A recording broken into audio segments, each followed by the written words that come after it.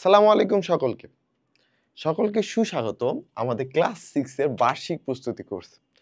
আমি আজকে যে ক্লাসটা আলোচনা করব সেটা হচ্ছে গণিতের একটা চ্যাপ্টার, যে চ্যাপ্টারটাকে বলছি আমরা সরল সমীকরণ, এবং চ্যাপ্টারটা হচ্ছে সংখ্যাগত 5। আমি মোহাম্মদ আবু সাইদ রহমান, পড়াশোনা করছি ঢাকা বিশ্ববিদ্যালয়ে, এবং আজকের ক্লাসটা আমরা করি চলো। এবং আশা করি আজকে আমরা যেভাবে কন্টেন্টগুলো সাজাইছি, তোমরা যারা এখনো বার্ষিকে ভালোভাবে প্রস্তুতি নেওনি, এই ক্লাসটা করলে এই অধ্যায়ের উপর আর কোনো সমস্যা কিন্তু তোমার থাকবে না ভাইয়া। চলো দেখি সমীকরণ। আসলে সমীকরণ বলতে তুমি কি বুঝো? একটা চলকের মাধ্যমে যখন আমরা, অর্থাৎ মেইনলি চলকের মান নির্ণয়ের জন্য আমরা যে রাশিগুলো লিখে রাখি সেটাকে আমরা সমীকরণ বলে থাকি, ঠিক আছে? যেমন ধরতে পারো যে একটা এক্স এর সমীকরণ আছে, x plus 3 is equal two 8, ওকে? অথবা x ভাগ 3 প্লাস 2 ইজ ইকুয়াল টু 4। এটাকে আমরা সমীকরণ বলছি, কারণ এখানে আমরা একটা চলক ইউজ করছি এবং এর শেষে আমরা এই চলকের একটা মান বের করতে পারবো। এবং দেখো তো এখানে এই এক্সটা আমার মিলে অজানা চলক না, তো অজানা চলক কয়টা ব্যবহার করা হয়েছে? একটা না। তাহলে এই সমীকরণটাকে বলা হয় সরল সমীকরণ বা এক চলক বিশিষ্ট সরল সমীকরণ।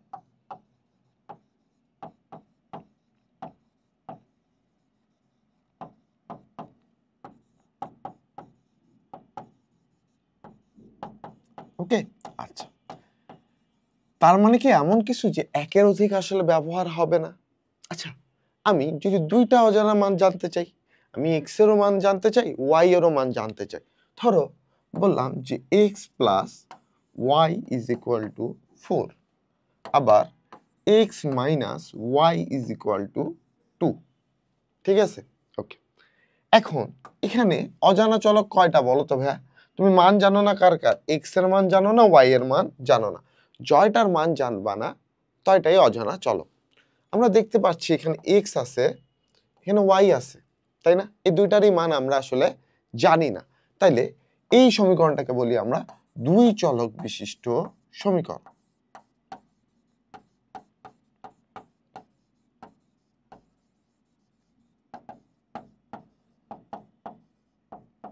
এবং এই অধ্যায়ে আমরা এই এক চলক বিশিষ্ট সমীকরণ এবং দ্বিচলক বিশিষ্ট যে সমীকরণগুলো আছে এগুলোর মধ্যে আসলে কিভাবে আমরা অজানাটার মান বের করি এই জিনিসগুলোই শিখবো। তাহলে চলো আমরা একটু সামনে আগাই। হ্যাঁ, ওকে।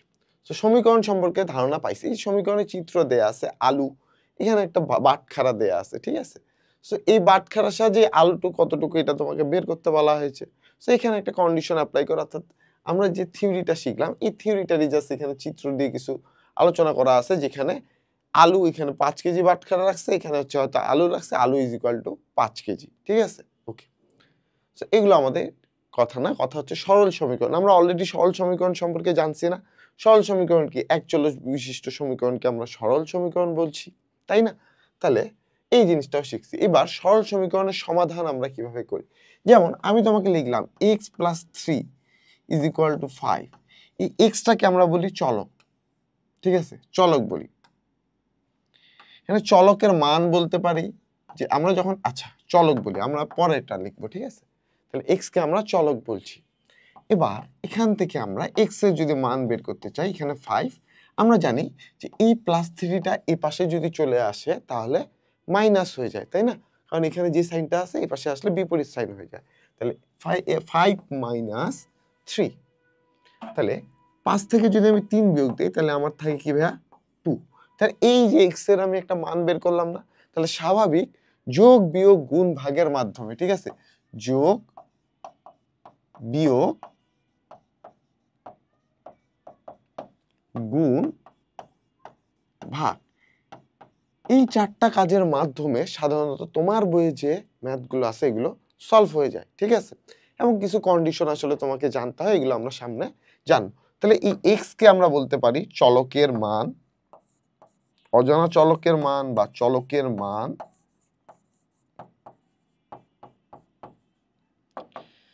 সেকেন্ড আরেকটা কথা বলতে পারি, এই এক্সটাকে আমরা মূল বলি, কারণ এখানে মেইন জিনিস কি এক্স, কারণ আমরা এক্স এর মান বের করবো, তাই এটাকে মেইন জিনিস হওয়ার কারণে এই এক্স কে আমরা মূল বলি, চলকের মান বা মূল। ঠিক আছে, এক্স এর মানকে আমরা মূল বলে থাকি। ওকে, ধরো আমি একটা সমীকরণ লিখলাম X divided by 2 plus 3 is equal to 5। আমি তোমার কাছে জানতে দিলাম যে এখানে এক্স এর মান নির্ণয় করো ভাই, তখন তুমি কিভাবে করবা? দেখো, এক্স ডিভাইডেড বাই 2, 5 থেকে 3 বিয়োগ করলে আমরা পাই 2, 5 মাইনাস 3। ওকে, আচ্ছা এখানে আমি তীর চিহ্ন দিচ্ছি, তোমরা যদি তীর না দাও বা দিবা। একটা কথা মনে রাখবা, তুমি যদি এখানেও সমান দাও এখানেও সমান দাও, দুইটা সমান ইউজ করা যায় না। একটা সমীকরণে একটা সমান চিহ্ন ইউজ করা সম্ভব, একের অধিক ব্যবহার করা সম্ভব না। ঠিক আছে, তাহলে X divided by 2 is equal to 2। তাহলে এক্স ইজ ইকুয়াল টু কি পাচ্ছি ভাই আমরা? 4। 4 কিভাবে পাচ্ছি? এই যে 2টা আছে, এই 2টা এখানে কিভাবে আছে বলো তো ভাই? ভাগ আকারে আছে। তো ভাগ আকারে যদি থাকে, আমি যদি সমানের অপর পারে নিয়ে যাইতে চাই, তাহলে আমাকে গুণ চিহ্ন দিতে হয়। ঠিক আছে, তাহলে 2 ইন্টু 2, আলটিমেটলি এক্স এর মান 4। এভাবে তোমাকে সরল সমীকরণগুলো সমাধান করতে হবে। আচ্ছা, এবার সরল সমীকরণে কিছু সত্য আছে, ঠিক আছে, সিদ্ধ সত্য বা কিছু যে কোনো কিছু আছে, এবং 4টা আছে। এই 4টা তোমাকে একটু মনে রাখতে হবে। সে 4টা কি আসলে? চল বললাম যে এ ইজ ইকুয়াল টু বি। এখন আমি চাচ্ছি যে আমি এ এর সাথে 3 যোগ করব। দেখো, এ সমান সমান বি, আমি এ এর সাথে যদি 3 যোগ করি আর ইজ ইকুয়াল টু যদি আমি বলি যে বি, তাহলে কি হবে? কারণ আগেই তো এ আর বি সমান ছিল। আমি যদি এ এর সাথে 3 যোগ করি, তাহলে আমার সাথে বি এর সাথেও 3 যোগ করতে হবে। ধরো এমন ভাবে আমরা বললাম যে তোমার কাছেও 10 টাকা আছে, তোমার ভাইয়ের কাছেও 10 টাকা আছে, দুজনেরই সমান। এবার তোমাকে যদি আমি 5 টাকা দেই, আমি এখন কি বলতে পারবো যে তোমার টাকা আর তোমার ভাইয়ের টাকা সমান? অবশ্যই না। কারণটা কি বলতো? কারণ তোমার কাছে 15 টাকা হয়ে গেছে, তার কাছে 10 টাকা আছে। তাকেও যদি আমরা 5 টাকা দেই, তাহলে কিন্তু দুইজনের কাছেই 15 টাকা হয়ে যায়। তাই আমরা যখন দুইটা সমান ইকুয়াল চিহ্নের এখানে যে চলকগুলো থাকবে, আমি যদি ডান বাম পাশে কিছু যোগ করি, তাহলে অবশ্যই ডান পাশেও আমাকে সেম পরিমাণ যোগ করতে হবে, না হলে তারা কখনোই সমান হতে পারবে না। অর্থাৎ এটাকে আমরা 3 না বলে a প্লাস সি বলি, is equal to B plus C. Okay, আচ্ছা 2 নম্বরে আসো, a is equal to B. এবার আমি ধরো তোমার কাছ থেকে 10 টাকা থেকে 5 টাকা নিয়ে নিতে যাচ্ছি, তাহলে তোমার কাছে থাকতেছে 5 টাকা, তোমার ভাইয়ের কাছে 10 টাকাই থাকতেছে। তাহলে তোমাদের মধ্যে যেন মারামারি না হয়, তাই তোমার ভাইয়ের কাছ থেকেও আমাকে কত টাকা নিতে হবে? 5 টাকা নিতে হবে। তাই একটা সমীকরণে তুমি যদি বাম পাশে সি বিয়োগ করো, তাহলে অবশ্যই ডান পাশেও তোমাকে সি বিয়োগ করতে হবে, না হলে তারা কখনোই সমান হতে পারবে না। ঠিক আছে, এগুলো কিন্তু ভালো করে শিখতে হবে ভাইয়া। এগুলো তোমার 7, 8, 9, 10, ইন্টারমিডিয়েট, ভার্সিটি সব জায়গায় লাগবে। তুমি তো এখনো 6-এর, তুমি তো আসলে বুঝতেছো না যে কোনটা আমার শিখতে হবে, কোনটা আমার শিখতে হবে না, তাই না? তাহলে এই জিনিসগুলো খুব ভালো করে শিখতে হবে সমীকরণের ক্ষেত্রে। 3 নাম্বার, এ সমান বি। এখন আমি চাচ্ছি তোমার কাছে 10 টাকা আছে, তোমার 3 গুণ টাকাটা আমি করে দিব। ঠিক আছে, অর্থাৎ 30 টাকা বানাই দিব। তো 30 টাকা বানানোর জন্য আমার কি 3 দ্বারা গুণ করতে হবে। এখন আমি যদি বলি যে তোমার ভাইয়ের টাকা তোমার টাকা সবসময় সমান থাকতে হবে, তাহলে তোমাকে কি করতে হবে? তোমার ভাইয়ের টাকাটাও আমাকে 3 গুণ করে দিতে হবে, অর্থাৎ তোমাকেও 30 টাকা বানাই দিতে হবে, তোমার ভাইকেও 30 টাকা বানাই দিতে হবে। অর্থাৎ আমি যদি সমীকরণের ক্ষেত্রে বাম দিকে সি গুণ করি, তাহলে তাদেরকে সমান বানানোর জন্য আমার ডান দিকেও সি গুণ করতে হবে। এবং লাস্ট যেটা 4 নাম্বার ভাইয়া, সেটা হচ্ছে আমি এ সমান বি বলছি, আমি এখন চাচ্ছি যে আমি তোমার যে 10 টাকা আছে এটাকে অর্ধেক করে দেব, মানে 2 দ্বারা ভাগ করে দিব, তাহলে তোমার কাছে 5 টাকা হবে। এখন তোমাদের মধ্যে যেন মারামারি না লাগে, সমান সমান তো আমাকে রাখতে বলা হয়েছে, তাই না? তোমার আম্মু আমাকে বলেছে যে ওদের মধ্যে টাকা সবসময় সমান থাকতে হবে, তাহলে তোমার ভাইয়ের টাকাটাকেও আমাকে 2 দ্বারা ভাগ করতে হবে। তাহলে একটা সমীকরণকে যদি আমরা সি দ্বারা ভাগ করি, তাহলে তাদেরকে সমান রাখার জন্য আমাকে সমানের বাম পাশেও সি দ্বারা ভাগ করতে হবে, সমানের ডান পাশেও সি দ্বারা ভাগ করতে হবে, তাহলেই কেবলমাত্র তারা সমান হবে। তাহলে তোমাকে ভালো করে মনে রাখতে হবে যে একটা সমীকরণে যদি আমরা বাম দিকে মানে যে কোনো একদিকে একটা সংখ্যা যোগ করি, তাহলে সমানের অপর দিকেও এক সেম সংখ্যাটাই আমাকে যোগ করতে হবে, না হলে তারা কখনো সমান থাকবে না। একইভাবে আমরা সমানের বাম দিকে যদি কোনো কিছু বিয়োগ করি, তাহলে সমানের ডান দিকেও আমাকে বিয়োগ করতে হবে, না হলে তারা কখনোই কিন্তু একই থাকবে না।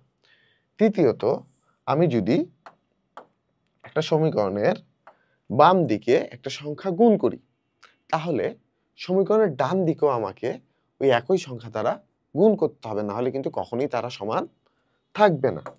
এবং লাস্ট, আমি যদি একটা সমীকরণকে যে কোনো সংখ্যা দ্বারা বাম দিকে ভাগ করি, তাহলে আমাকে কিন্তু ডান দিকেও ভাগ করতে হবে। ঠিক আছে?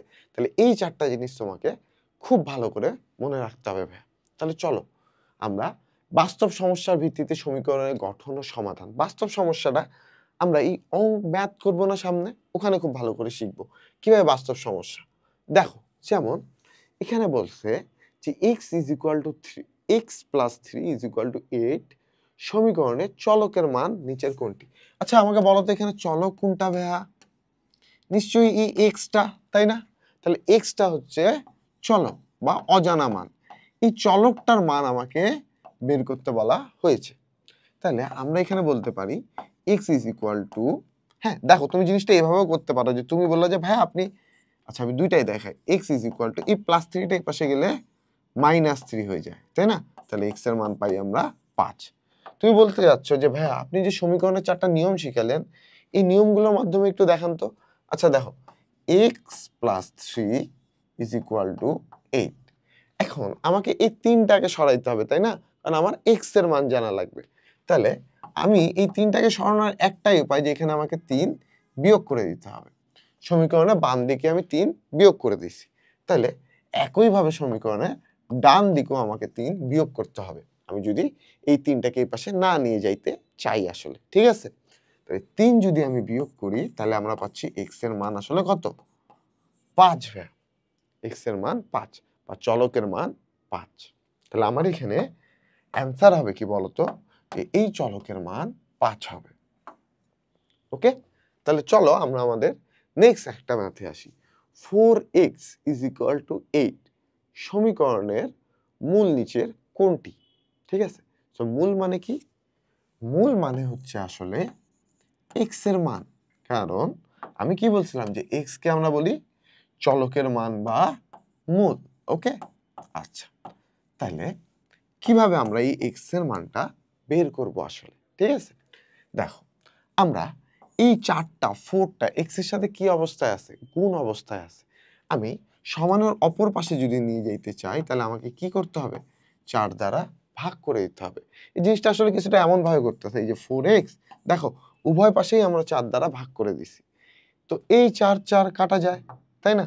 তো এই জন্য আমরা আসলে কি বলি যে এই 4টা এখানে যেহেতু গুণ আকারে আছে, আমি এই পাশে নিয়ে যাই, ভাগ হয়ে যাবে। ঠিক আছে?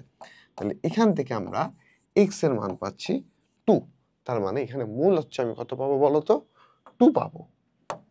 x এর মূল 2 ভাইয়া। ওকে?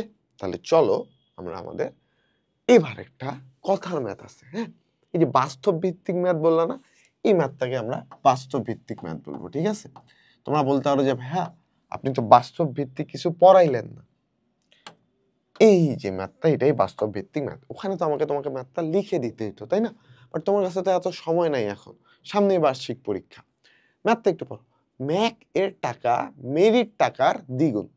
এই ধরনের ম্যাথের ক্ষেত্রে যার টাকাটা কম তাকে আমরা এক্স ধরবো। দেখো, ম্যাকের যে টাকাটা আছে সেটা মেরির টাকার দ্বিগুণ। তাহলে প্রথমে আমাকে ধরতে হবে, ধরি মেরির টাকা এক্স, মেরির টাকা এক্স। আচ্ছা, ম্যাকের টাকা কি বলছে বলো তো? ম্যাকের টাকা বলছে মেরির টাকার দ্বিগুণ। তাহলে ম্যাকের টাকা এক্স এর দ্বিগুণ। তাহলে এক্স এর দ্বিগুণ হলে আসলে কত হয় বলো তো? সেটা 2x হয় না ভাইয়া? 2 গুণ হয়, তাই না? আচ্ছা, বলছে তাদের দুইজনের মোট টাকা 30 টাকা। অর্থাৎ এই 2x এবং x এর যোগফল হচ্ছে 30 টাকা। এটাই আমাকে বলছে, তাই না? তাহলে 2x plus x is equal two 30, তাই না? 2x এবং x এর যোগফল হবে 30 টাকা। দুইজনের মোট টাকা, যেহেতু আমরা জানি ম্যাকের টাকা 2x আর মেরির টাকা x, তার মানে দুইজনের যোগফল আসলে কত? 30। আচ্ছা, তাহলে আমরা এখানে দুটো যোগ করলে কত পাই ভাইয়া? 3x pi. 3x is equal two 30 আমরা পাচ্ছি, তাই না ভাইয়া?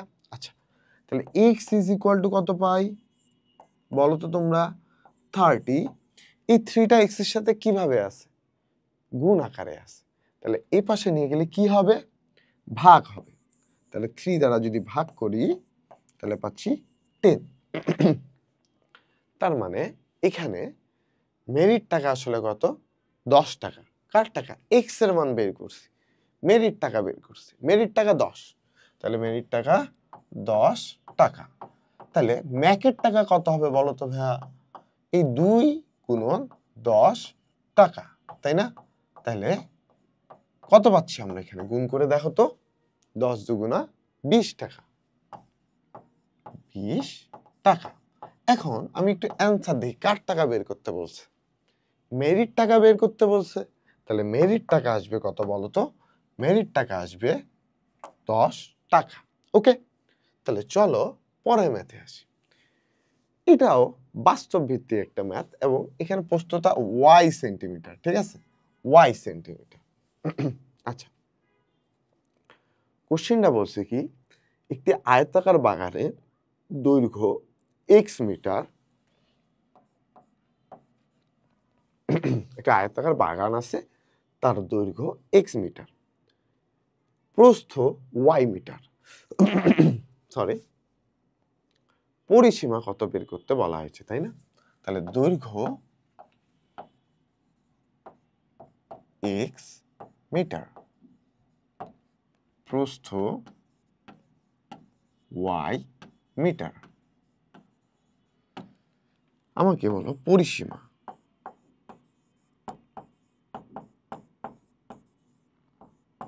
পরিসীমার সূত্রটা কি বলো তো ভাইয়া? 2 ইন্টু দৈর্ঘ্য প্লাস প্রস্থ, তাই না? তাহলে 2 ইন্টু দৈর্ঘ্য প্লাস প্রস্থ। তাহলে তুমি এখানে দৈর্ঘ্য কত পাইছো বলো তো ভাইয়া? x metre. প্রস্থ কত পাইছো? y metre. তাহলে 2 two x plus y, 2 into x plus y আমার এখানে অ্যান্সার হবে, তাই না? তাহলে অ্যান্সার ঘ হবে এখানে অ্যান্সার। খুব সহজ ম্যাথ না এখানকার? অবশ্যই সহজ ম্যাথ। পরেরটা আসো, একই বাস্তব ভিত্তিক ম্যাথ। যদি x এর দ্বিগুণের সাথে 3 যোগ করলে, অর্থাৎ x এর, দেখো কথাটার মধ্যে যেখানে যেখানে তুমি ব্রেক দিবা ওখানে ওখানেই পয়েন্ট।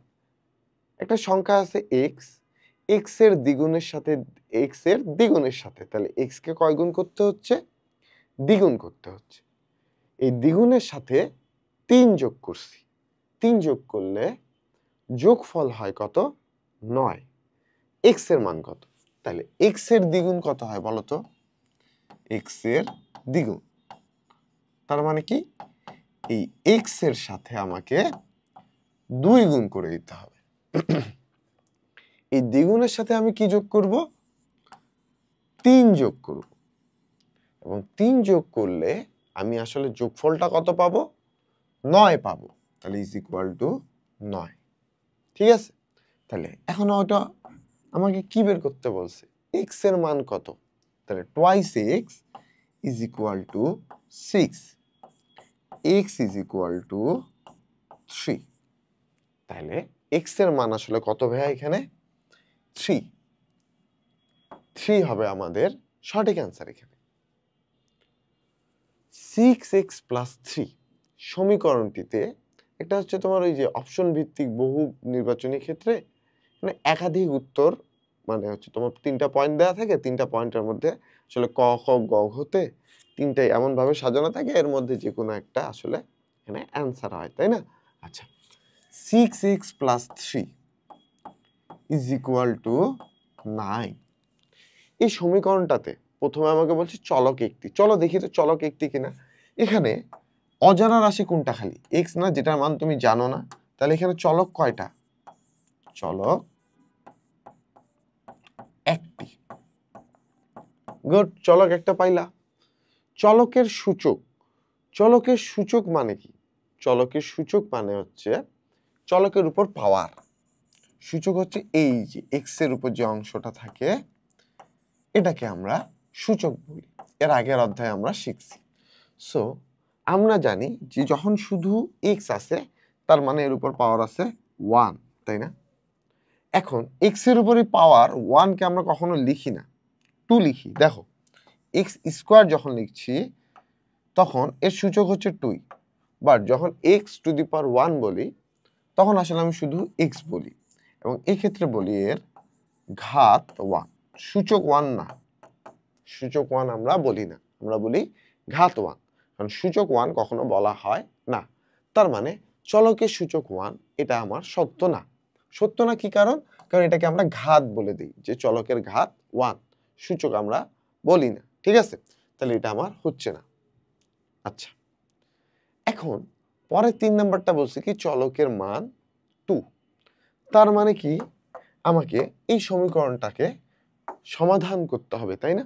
তাহলে 6x plus 3 is equal two 9। দেখো সমীকরণ যখন সমাধান করতে যাবা প্রথম কাজ হবে তোমার যেটা যোগ বা বিয়োগ আছে।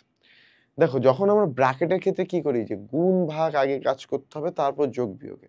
সমীকরণ সমাধানে একটু উল্টো, প্রথমে যোগ বিয়োগের কাজটা করতে হবে তারপর গুণ ভাগে যেতে হবে। ঠিক আছে, তাহলে এখানে 6x এই 3টাকে ওপাশে নিয়ে গেলে বিয়োগ হয়। ঠিক আছে, তাহলে 9 মাইনাস 3। কারণ কি? কারণ আগে যোগ বিয়োগের কাজ করতে হবে। ঠিক আছে, ওকে। তাহলে 6x ইজ ইকুয়াল টু 6। এখন এই যে যোগ বিয়োগের কাজ আমার শেষ। এবার আসলে x এর সাথে আমার কি গুণ আছে? নিশ্চয়ই 6, এবং যেহেতু এটা এখানে গুণ আকারে আছে আমি সমানের অপর পাশে যদি নিয়ে যেতে চাই তাহলে আমাকে কি করতে হবে বলো তো? ভাগ করতে হবে, তাই না? তাহলে x ইজ ইকুয়াল টু 6 ভাগ 6, এটাকে আমরা 1 লিখতে পারি। তাহলে চলকের মান 1। ঠিক আছে, ওকে। চলকের মান কি 1? চলকের মান 1 না, বাট আমরা একটু অপশনে আসি। তার মানে এই ক্ষেত্রে আমাকে এই চলকের সূচক 1 এটা ধরতে হবে। ঠিক আছে, এবার আগের অধ্যায় কিন্তু বলা আছে যে ঘাত 1, কিন্তু সূচক 1 বলা হয় না। কিন্তু এই একাধিক উত্তরের মধ্যে আমি দেখতে পাচ্ছি প্রত্যেকটা অপশনে 2টা করে আছে, তাই না? আচ্ছা, তাহলে যেহেতু 3 নাম্বারটা আমি শিওর হচ্ছে না, তাহলে 2 নাম্বারটা হবে। তাহলে চলকের সূচক 1 আমি বলতে পারবো এখানে, তাই না? তাহলে আমরা এখানে বলি যে আমার এখানে সঠিক অ্যান্সার হবে 1 ও 2 ভাইয়া। বুঝতে পারছো? তাহলে চলো আমরা আমাদের পরবর্তী কোশ্চেনে আসি। এ বি সি যে কোনো সংখ্যা এ সমান সমান বি হলে প্রথমটা বলছে কি এ এর সাথে সি গুণ।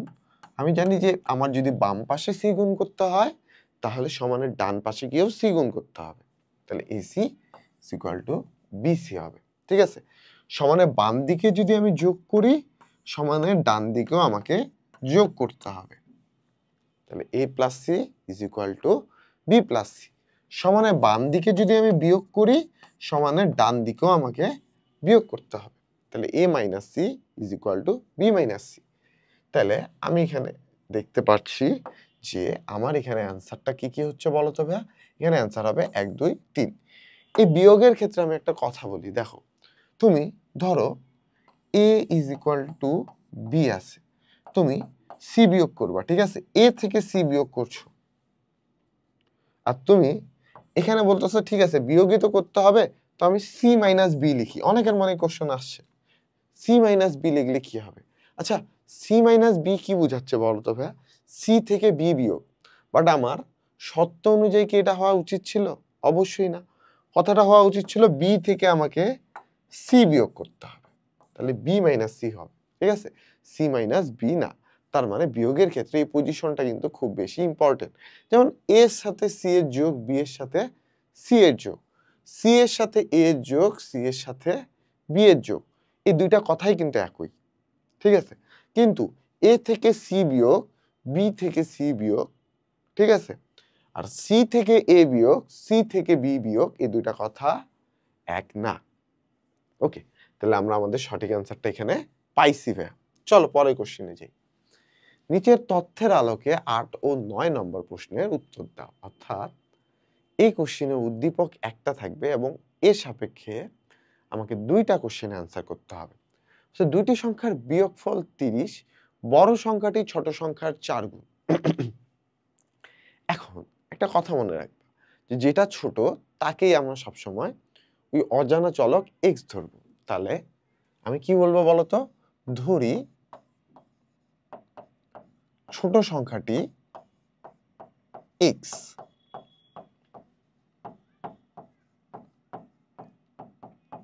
তাহলে বড় সংখ্যাটি কি হবে বলতো ভাইয়া? দেখো বলছে ছোট সংখ্যাটি বড় সংখ্যাটি ছোট সংখ্যার 4 গুণ। তাহলে একটা সংখ্যা যদি x হয় আর একটা সংখ্যা কি হবে? নিশ্চয়ই এর 4 গুণ হবে। তাহলে সেটা কি? 4x। ওকে, আচ্ছা। এখন এই দুইটার আসলে সমষ্টি কত বলে দিচ্ছে না, সমষ্টি না, দুটি সংখ্যার বিয়োগফল। এখন বিয়োগ আমরা কি করি? বড় সংখ্যা থেকে ছোট সংখ্যা বিয়োগ করি। তাহলে 4x থেকে আমি x কে বিয়োগ করব এবং এই বিয়োগফলটা আমি কত পাবো বলতো? এই বিয়োগফলটা পাবো আমি 30, অর্থাৎ 3x is equal to 30। এবং এখানে আসলে 3টা কিভাবে আছে? x এর সাথে গুণ আকারে আছে। তাহলে ওপাশে নিয়ে গেলে কি হবে? বিয়োগ হবে, ভাগ হবে। তাহলে আমি 3 দ্বারা ভাগ করে দিলাম। তাহলে কত পাচ্ছি? 10। তাহলে ছোট সংখ্যাটি কত? 10। বড় সংখ্যাটা কত হবে বলতো ভাইয়া? 4 গুণ 10, সেটা হচ্ছে 40। তাহলে তোমার যদি ছোট সংখ্যাটা বের করতে বলে তুমি অ্যান্সার দিবা কত? 10। আর বড় সংখ্যাটা যদি বের করতে বলে তাহলে অ্যান্সার কত দিবা? 40।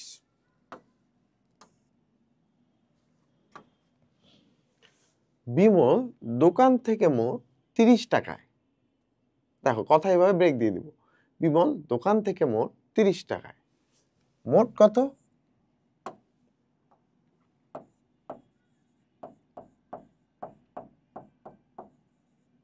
আচ্ছা, একটি খাতা ও একটি পেন্সিল কিনলো।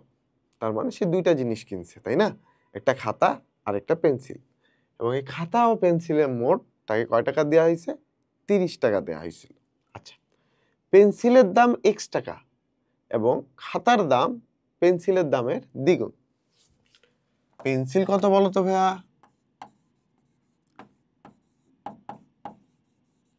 পেন্সিল x টাকা।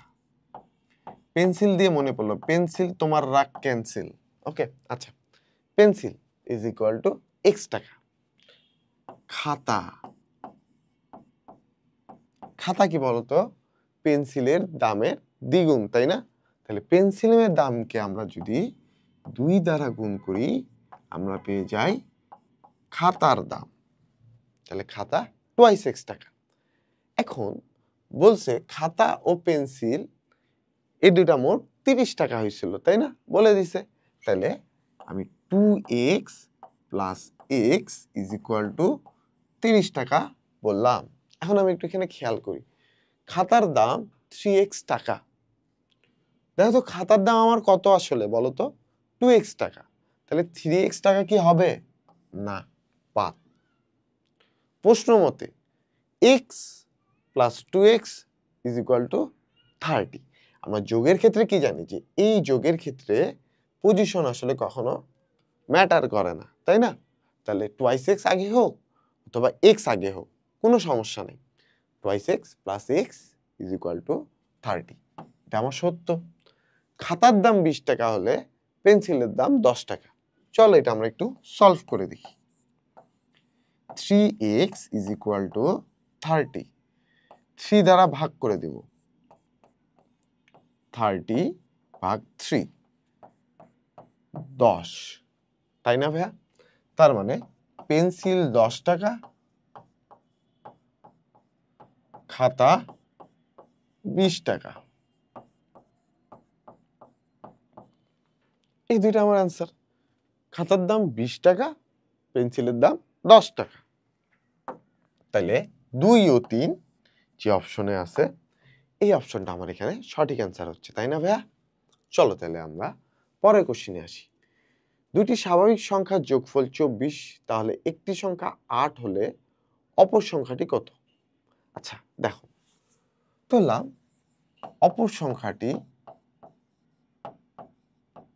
x, তাই না? আর একটি সংখ্যা কি বলছে?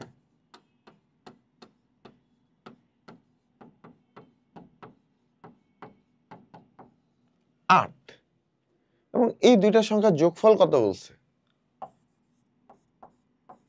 24। তাহলে এখানে 8 বাম পাশে যোগ আছে, আমাকে তো ডান দিকে নিতে হবে, তাই না? কারণ আমি শুধু x এর মান বের করব, যার মান বের করব তাকে বাম দিকে রেখে বাকি সব ডান দিকে আমার একটা একটা করে নিয়ে যেতে হবে। তাহলে 24 থেকে আমি কি বিয়োগ দিব? 8 বিয়োগ দিব, তাহলে হয়ে গেল কি 16। তাহলে x এর মান আসলে কত বলো তো ভাইয়া? 16। বুঝতে পারছো? ওকে। আচ্ছা, একই একটা অঙ্ক, এই ম্যাথটা একটু নিজেরা করো তো, চেষ্টা করো ভাইয়া। তোমাদের বাসার স্যার তোমাদেরকে হোমওয়ার্ক দেয় না? তোমাকে আমিও একটু হোমওয়ার্ক দিচ্ছি, একটু চেষ্টা করো, একটু দেখো তুমিও আসলে পারতেছো কিনা, তাই না? তোমরা তো ভালো বাচ্চা, তোমরা অবশ্যই কথা শোনো। দুটি স্বাভাবিক সংখ্যার যোগফল 24, কোন সংখ্যার দ্বিগুণের সাথে, আচ্ছা এই অঙ্কটা একটু করি। তাহলে কোন সংখ্যার দ্বিগুণের সাথে 6 যোগ করলে প্রদত্ত যোগফল একই থাকবে? ওকে, বলছে একটা স্বাভাবিক সংখ্যার যোগফল হচ্ছে 24, এবং আমি যদি, তাহলে কোন সংখ্যার দ্বিগুণের সাথে 6, আচ্ছা কোন সংখ্যার দ্বিগুণের সাথে 6 যোগ করলে আমরা এই যোগফলটা পাবো? ধরলাম সংখ্যাটি x। আসলে এখানে একটা কথা বলছে কি জানো, যে দুইটি সংখ্যা আছে, এই দুইটা সংখ্যার যোগফল 24। এখন তোমাকে আমি বললাম যে তোমাকে 24 মিলাইতে হবে, তুমি কিভাবে মিলাবা? একটা যে কোনো সংখ্যা নিবা, ওই সংখ্যাকে 2 দ্বারা গুণ করবা, গুণ করে তুমি এর সাথে 6 যোগ করবা, এবং যোগফল যদি 24 হয় তাহলে ওই সংখ্যাটা নিবা, না হয় নিবা না। তাহলে তুমি আমাকে বললা ওকে ভাইয়া আমার সংখ্যাটা হচ্ছে x, কারণ আমি তো আসলে জানি না, আমি আমার নিজের ইচ্ছা মতো তো যে কোনো সংখ্যা নিতে পারবো না, তাই না? তাহলে আমাকে যে কোনো একটা সংখ্যা x নিলাম, x এর দ্বিগুণ করলাম 2x, এর সাথে 6 যোগ করলাম, এবং এই যোগফলটা আমাকে কত বানাইতে হবে বলো তো? ওই যে দুইটা স্বাভাবিক সংখ্যার যোগফল 24, তাই না? তাহলে ইজ ইকুয়াল টু 24। তাহলে 2x 24 বিয়োগ 6, তাহলে 2x is equal two 18। x মানে কি? 18 ভাগ 2। দেখো আবার বলে দিই, 6টার পাশে যাই কি করলাম ভাইয়া? বিয়োগ করলাম, বিয়োগ করার পর আমি কত পাচ্ছি? 18 পাচ্ছি। এবার এই 2টা কি আছে? x এর সাথে গুণ আকারে আছে, এর পাশে আসলে কি হবে? ভাগ হয়ে যাবে, তাহলে ইজ ইকুয়াল টু 9। তাহলে আমার এখানে এই যে 9 সংখ্যাটা, তোমাকে যদি বলি আমি যে এখন সংখ্যাটা কি, তুমি বলবা ভাইয়া সংখ্যাটা 9। আপনি যদি 9 এর সাথে 2 গুণ করেন, তারপর 6 যোগ করেন, তাহলে যোগফলটা আপনি ওই দুইটা স্বাভাবিক সংখ্যার যোগফলের মতো পাবেন। ওকে,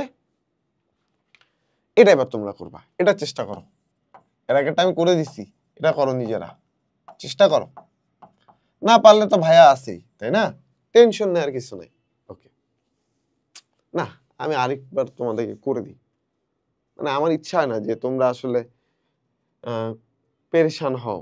ওকে, তো দুইটি স্বাভাবিক সংখ্যার যোগফল 24, কোন সংখ্যা থেকে 4 বিয়োগ করলে বিয়োগফল প্রদত্ত যোগফলের অর্ধেক হবে। দেখো একটা সংখ্যা ধরলাম x, এই সংখ্যা থেকে 4 বিয়োগ করছি, ভালো কথা। এই বিয়োগফলটা হবে কি বলতো? এই যে যোগফলটা আছে এই যোগফলের অর্ধেক। তাহলে 24কে আমাকে কি করতে হবে? অর্ধেক করতে হবে। অর্ধেক আমরা কিভাবে করি? 2 দ্বারা ভাগ করে, তাই না? তাহলে আমরা পাচ্ছি এখানে x - 4 ইজ ইকুয়াল টু 12, কারণ 24কে 2 দ্বারা ভাগ করলে 12 পাই। এই যে x এর সাথে কি আছে? এখানে -4 আছে, ডান দিকে নিয়ে গেলে কি হবে? +4 হয়ে যাবে। তাহলে 12 প্লাস 4 ইজ ইকুয়াল টু 16। তাহলে আমার এই যে সংখ্যাটা আছে এই সংখ্যাটা 16 হবে। বুঝতে পারছো? যে সংখ্যাটা থেকে 4 বিয়োগ করলে সেই বিয়োগফলটা হবে 24-এর অর্ধেক। ওকে, এবার একটু সংক্ষিপ্ত প্রশ্ন আর বড় প্রশ্ন আমরা দেখব। বলছে নিচের সমীকরণগুলো সমাধান করো। এটা তোমরা পারবা না ভাইয়া, বলো তো? x plus 4 is equal two 13। আচ্ছা, আমার কি করতে হবে তোমরা একটু বলো তো? x এর মান বের করতে হবে, তাই না? তাহলে এই x কে আমাকে একা রাখতে হবে। তোমার x কে আমরা বলবো যে তুমি একাই থাকো, আমরা গেলাম, একলা চলো রে, তাই না? তাহলে x কে একা রেখে বাকিটা আমাকে ডান দিকে নিয়ে যেতে হবে। তাহলে এই পাশে বাম দিকে 4 কি আছে? যোগ আকারে আছে। বামে নিলে আমার কি করতে হবে? বিয়োগ করে দিতে হবে। তাহলে 13 থেকে আমরা যদি 4 বিয়োগ করি আমরা পাবো 9। তাহলে x এর মান কি পাবো? 9 পাবো। বুঝতে পারছি? একই, এটা চেষ্টা করো। এটা আমরা জানি তুমি পারবে। এটা যদি তুমি না পারো তাহলে তোমাদেরকে ধরে আমি বকা দিব, ঠিক আছে? ওকে, এটাও একই। y এর জায়গায় এবার কি আছে বলো তো? x আছে, সরি, x এর জায়গায় কি আছে? y আছে। এবং এই y এর মানটা আমাকে বের করতে হবে। y এর সাথে কি আছে? 1 যোগ আছে। আমাকে কি করতে হবে? ডান দিকে নিয়ে 1 বিয়োগ করে দিতে হবে, তাই না? তাহলে 10 থেকে যদি 1 বিয়োগ করি আমরা কি পাবো? 9 পাবো। y এর মান 9। দেখি এরপরে এই ধরনের অঙ্ক সব তোমরা নিজেরা করবা, হোমওয়ার্ক তোমাকে নিজেকে করতে হবে। এই অঙ্ক আমি করব। বলছে কি দেখো, একটি আয়তাকার ফুল বাগানের প্রস্থ অপেক্ষা দৈর্ঘ্য 2 মিটার বেশি। অর্থাৎ ধরলাম এটা সেই আয়তাকার ফুল বাগান, এটা সেই আয়তাকার ফুল বাগান যেখানে এই যে ফুল আছে। এটা কি ফুল মনে হয়? আমার তো এটাকে ডাব গাছ মনে হচ্ছে। আচ্ছা, ডাব বাগান বলে দিলাম। ওকে ওকে, এখন বলছে কি বাগানটির প্রস্থ x মিটার। ওরা আমাকে বলছে যে প্রস্থ আমি তোমাকে বলে দিছি x মিটার হলে এর পরিসীমা x এর মাধ্যমে লিখো। আচ্ছা, প্রস্থ x মিটার। আচ্ছা, বাগানটার দৈর্ঘ্য কি বলছে বলো তো ভাইয়া? একটি আয়তাকার ফুল বাগানের প্রস্থ অপেক্ষা দৈর্ঘ্য 2 মিটার বেশি। অর্থাৎ দৈর্ঘ্যটা এই প্রস্থ থেকে 2 মিটার বেশি হবে। এটা যদি x হয়, এটা x এর চেয়ে 2 মিটার বেশি, তার মানে x যোগ 2, তাই না?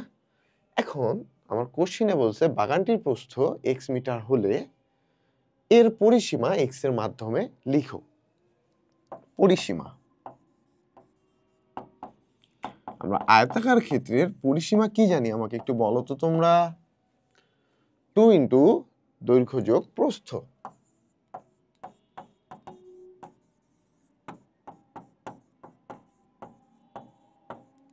আচ্ছা, দৈর্ঘ্য কত? আচ্ছা, দৈর্ঘ্য আমি তো এখানে লিখিনি, তাই না? দৈর্ঘ্য x প্লাস 2 মিটার। তাহলে দৈর্ঘ্য হচ্ছে x প্লাস 2, প্রস্থ হচ্ছে x, ঠিক আছে? ওকে, তাহলে 2 ইন্টু দুইটা x আছে, তাহলে 2x প্লাস 2। এখন আমরা কি জানি বলো তো?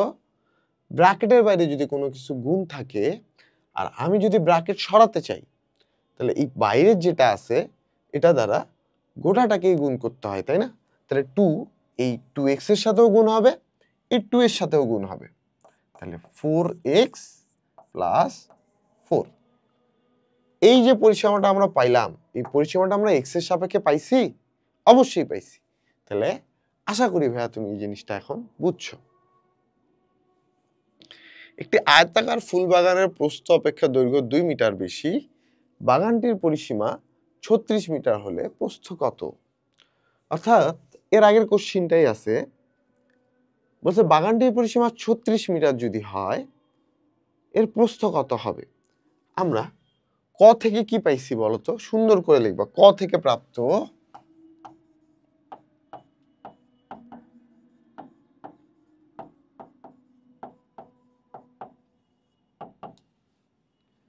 পরিসীমা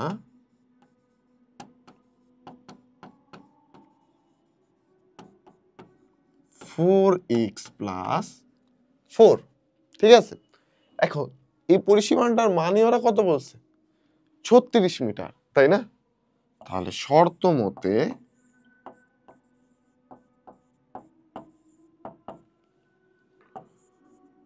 ফোর এক্স প্লাস ফোর এর মান কার সমান হবে?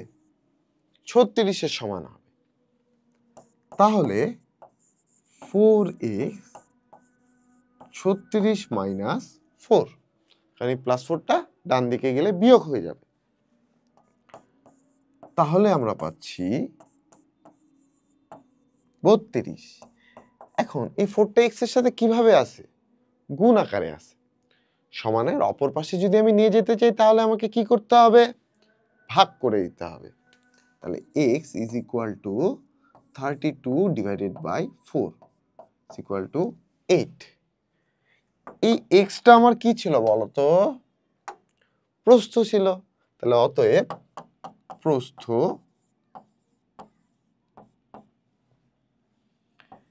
Eight metre. এখন কোশ্চেনে যদি তোমাকে দৈর্ঘ্য বের করতে বলতো তাহলে কিভাবে বের করতা? দৈর্ঘ্য 8 প্লাস 2 মিটার 10 মিটার।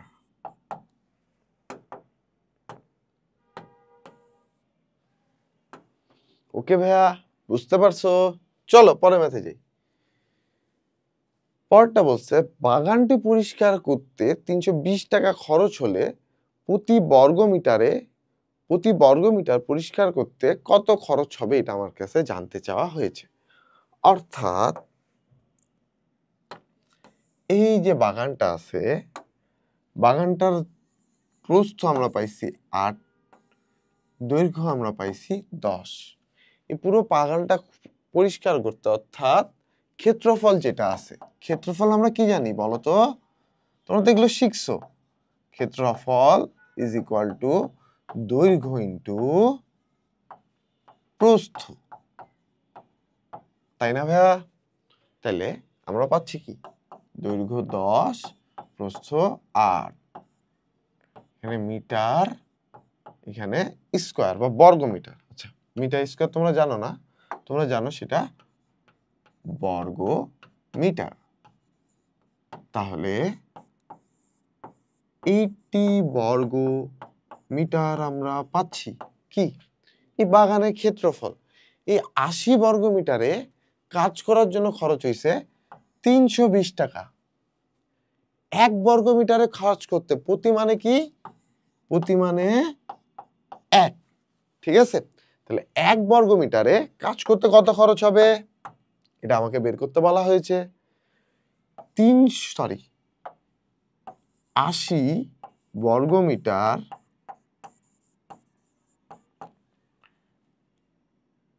বাগান